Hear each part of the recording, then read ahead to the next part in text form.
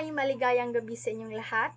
Ako si Angel Cabillon at ngayon tatalakayin natin ang bottom billion, fair trade at guarded globalization.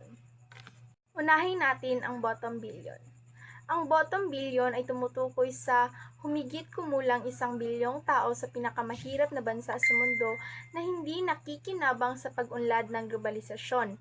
Ang konsepto ay mula kay Paul Collier, isang ekonomista. Halimbawa nito, Democratic Republic of the Congo, Africa. Isa sa pinakamahirap na bansa sa mundo kahit mayaman sa likas na yaman, ginto, diamante at langis.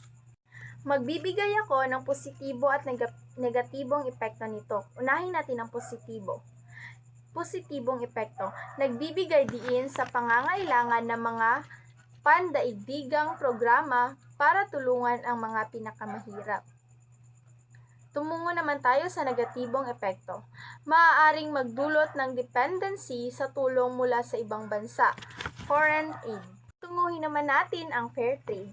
Ang fair trade ay isang sistemang pangkalakalan na naglalayong siguraduhing patas ang kita ng mga manggagawa at maliit na producers, lalo na sa mga developing countries. Halimbawa, mga produktong may label na fair trade certified tulad ng kape, tsokolate at saging mula sa mga kooperatibang magsasaka sa Pilipinas o Latin America.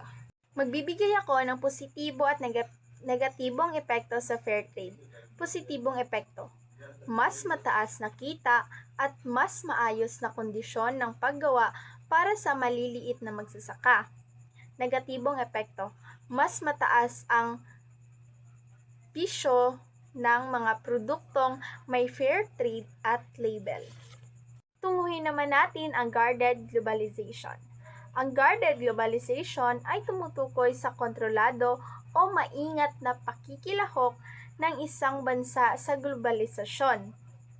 Halimbawa, pagpapataw ng taripa o buwis sa imported na produkto upang protektahan ang lokal na magsasaka o negosyante.